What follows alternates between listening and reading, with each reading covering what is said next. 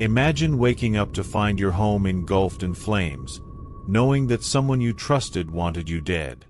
This was the harrowing reality for Georgia Mae Green Griffin in April 2017.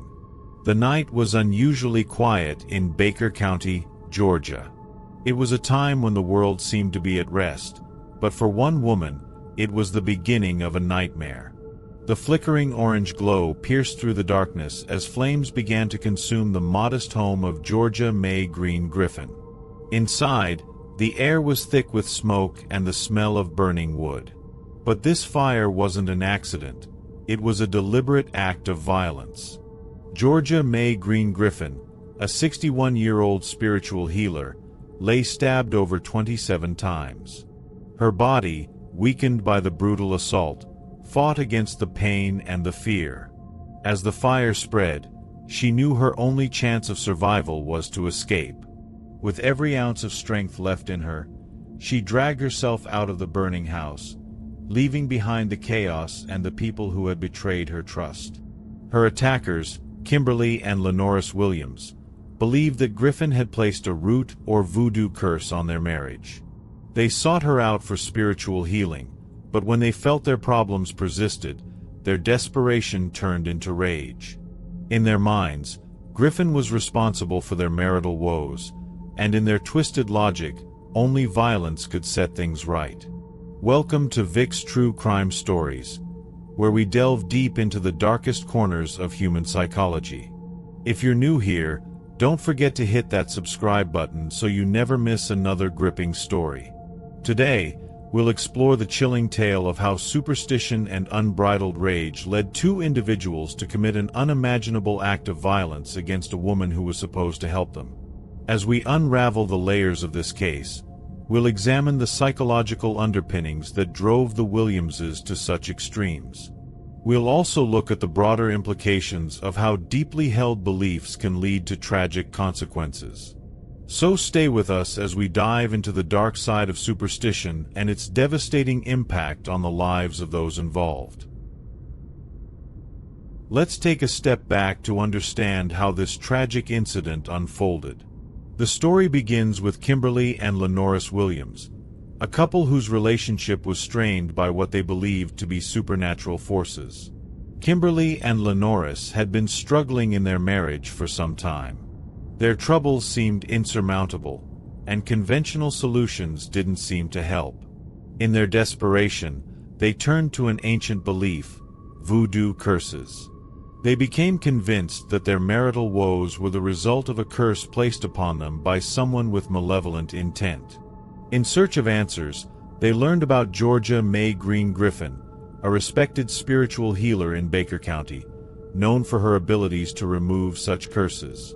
Desperate for relief, the Williamses sought out Griffin, hoping she could lift the curse and restore harmony to their lives. At first, they approached her with hope and trust, believing she held the key to their salvation. Griffin welcomed them into her home, performing rituals and offering spiritual guidance. But as days turned into weeks, the Williamses began to feel that nothing was changing. Their problems persisted, and their frustration grew.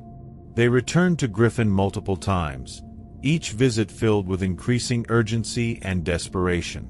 Despite her efforts, they felt no improvement in their situation. Their dissatisfaction soon turned to suspicion. Perhaps Griffin wasn't trying hard enough. Maybe she was even the one responsible for their suffering. The seeds of paranoia took root, and their once hopeful visits to Griffin transformed into confrontations filled with anger and distrust. They accused her of failing them, of not doing enough to lift the supposed curse. The tension between the Williamses and Griffin escalated. What started as a quest for healing spiraled into resentment and rage. Kimberly and Lenorris found themselves consumed by their belief in the curse, unable to see any other explanation for their misfortunes. Their minds clouded by fear and paranoia, they convinced themselves that drastic measures were necessary. One fateful night in April 2017, driven by their irrational beliefs and mounting frustration, Kimberly and Lenorris made the decision to confront Griffin one last time. But this time, it wouldn't be through words or pleas for help. This time, they would resort to violence. As we continue this chilling tale, remember the emotional turmoil these individuals were experiencing. Imagine the fear and desperation that led them down this dark path. And as you reflect on this story, consider sharing it with friends who enjoy true crime stories like these. If you find this story as fascinating as we do, please share it with friends who enjoy true crime stories like these. Together, let's explore the depths of human psychology and the devastating consequences of unchecked superstition. As we delve deeper into this harrowing tale, it's essential to understand the psychological underpinnings that drove Kimberly and Lenorris Williams to commit such a heinous act. Let's explore how deeply held beliefs can shape human behavior and decision-making. Superstitions are not just harmless cultural practices. They can have profound effects on people's lives. When someone believes in something so strongly, it becomes an integral part of their identity and worldview. For the Williamses, their belief in voodoo curses was more than just superstition. It was a fundamental explanation for their marital problems. This conviction influenced every decision they made, from seeking out Griffin for spiritual healing to ultimately resorting to violence. Consider other historical cases where superstition led to violent acts. The witch hunts of the 16th and 17th centuries provide a chilling example. Thousands of innocent people were accused, tortured, and executed based on nothing more than unfounded fears and suspicions. Similarly, cult violence, like the infamous Jonestown Massacre, shows how blind faith and paranoia can lead groups to commit unimaginable atrocities. In both instances, irrational beliefs clouded judgment, driving individuals to act in ways they never would have otherwise. Fear and paranoia play a crucial role in exacerbating these irrational beliefs. When someone feels threatened or powerless, they may turn to extreme measures to regain control. For the Williamses, their fear of the supposed curse consumed them, leading them to believe that only drastic action could save their marriage. This kind of thinking can spiral out of control, creating a feedback loop where fear begets more fear, and paranoia fuels increasingly irrational decisions. Psychologists have studied the effects of superstition on the human mind. Dr. Michael Shermer, a renowned skeptic and psychologist, explains that superstitions arise from our brain's natural tendency to seek patterns and explanations. When faced with uncertainty or stress, people often grasp at any available explanation, no matter how implausible. This cognitive bias can lead to dangerous consequences if left unchecked. In the case of the Williamses, mental health issues may have played a significant role in their actions. While we don't have direct access to their medical records, experts suggest that conditions like anxiety, depression, or even personality disorders can intensify feelings of fear and paranoia.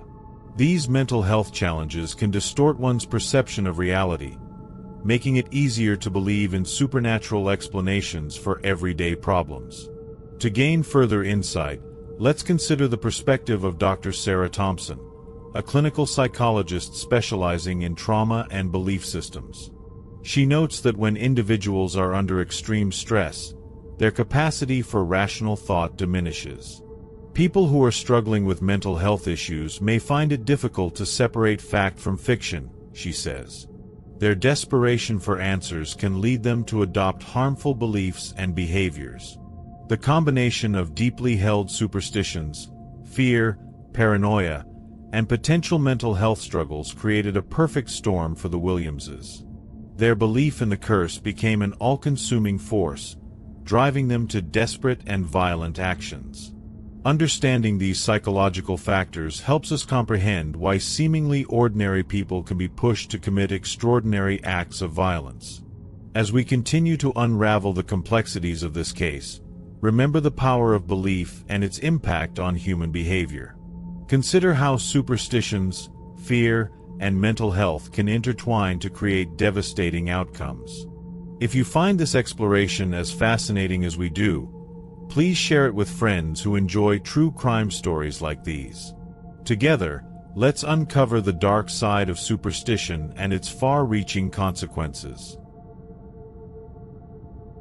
Now, let's turn our attention to the night of the attack itself. It was a night that would forever change the lives of all involved. On that fateful April evening in 2017, Kimberly and Lenorris Williams arrived at Griffin's home with one purpose: to end her life. They believed that by eliminating the source of the curse, they could finally rid themselves of their marital troubles. The couple approached Griffin's house under the cover of darkness, their minds clouded by fear and desperation. As they entered Griffin's home, the atmosphere was tense. Kimberly and Lenorris confronted Griffin, accusing her of failing to lift the supposed curse. Their accusations quickly escalated into violence. In a fit of rage, they began stabbing Griffin repeatedly. Over 27 stab wounds marred her body, each strike fueled by their irrational belief and mounting frustration. Despite the brutality of the assault, Griffin fought back with every ounce of strength she had left. She tried to defend herself against the onslaught, but the sheer ferocity of the attack overwhelmed her. Blood soaked through her clothes as she struggled to stay conscious. The room was filled with the sounds of struggle and pain, a chilling testament to the depth of the Williamses' delusion. But their cruelty didn't end there. With Griffin barely clinging to life, Kimberly and Lenorris set fire to her home, hoping to erase any trace of their crime. Flames quickly engulfed the house, turning it into a blazing inferno. The heat intensified, and smoke filled the air, making it nearly impossible to breathe. Incredibly, despite her severe injuries, Griffin managed to summon the strength to escape. With great effort, she dragged herself out of the burning house, her body battered and broken.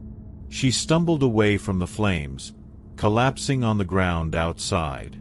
Her survival was nothing short of miraculous. Neighbors, alerted by the fire, rushed to her aid, calling emergency services immediately. Griffin was rushed to the hospital, where doctors worked tirelessly to save her life. Her condition was critical, but her will to live was unbreakable. After days of intensive care, she began to show signs of recovery. When asked about the attack, Griffin recounted the horror she endured.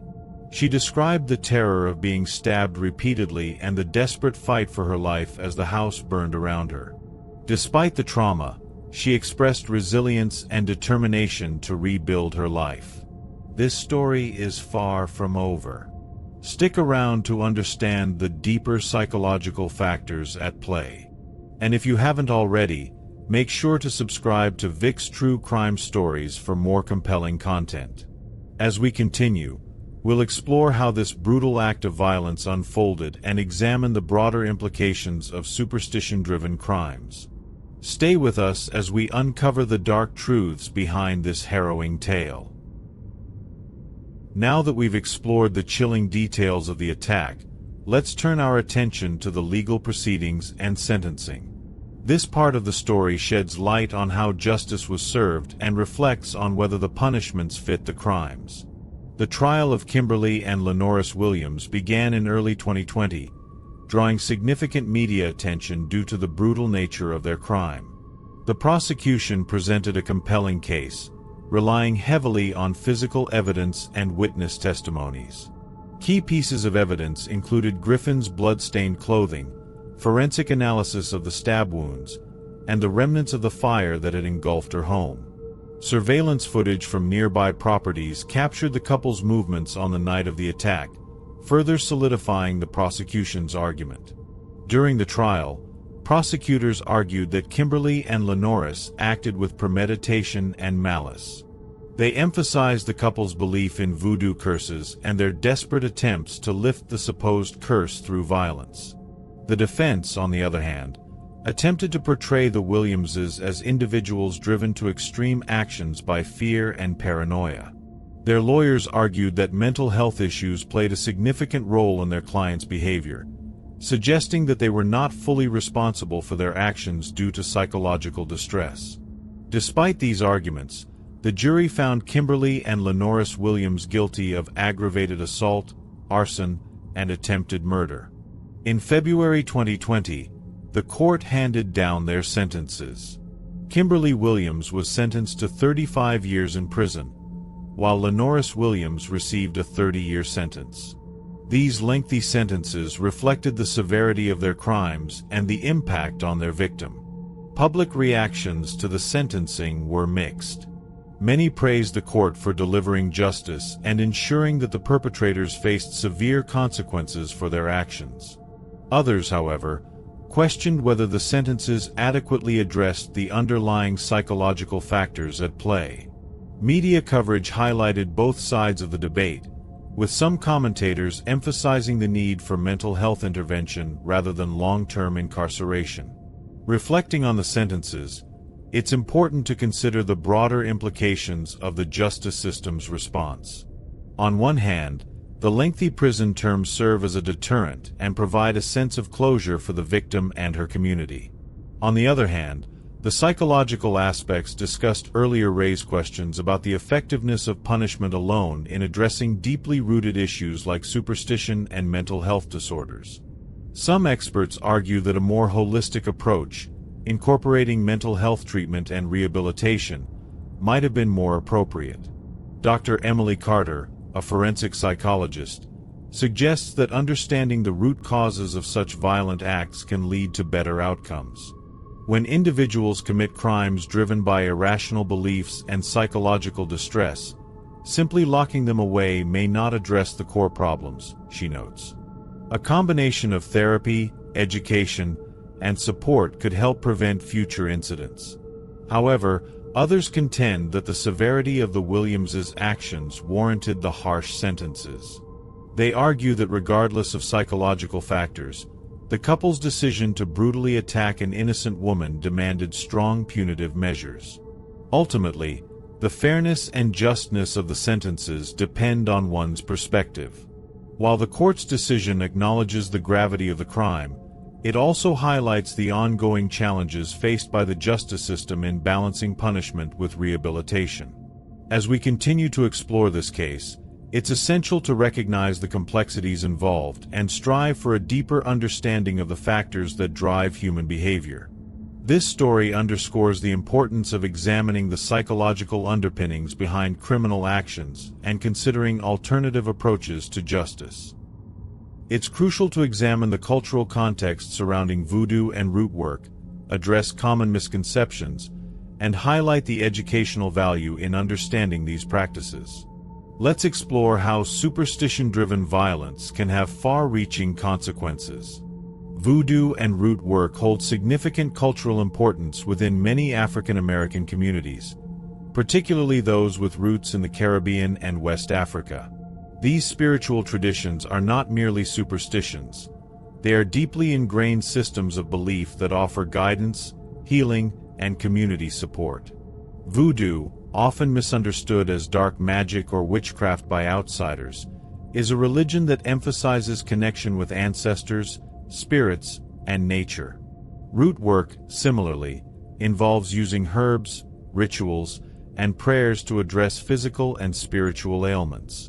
Unfortunately, these practices are frequently shrouded in misconceptions and misunderstandings. Many people outside these communities view voodoo and root work through a lens of fear and ignorance, associating them with malevolent forces rather than recognizing their positive aspects. This misunderstanding can lead to discrimination and marginalization of practitioners, further perpetuating harmful stereotypes. Educational efforts are essential in dispelling these myths and fostering a more accurate understanding of cultural traditions. By learning about the historical and social contexts of voodoo and root work, we can appreciate their role in preserving heritage and promoting well-being. It's also vital to recognize the potential dangers when superstitions are misinterpreted or exploited for personal gain. The Williamses' case serves as a stark reminder of how deeply held beliefs, if left unchecked, can spiral into destructive behavior. To illustrate the broader implications, let's consider some real-life examples where similar incidents occurred due to superstition. In 2013, a man in Florida was accused of murdering his wife after becoming convinced that she had placed a curse on him. His irrational belief led him to commit an unthinkable act of violence.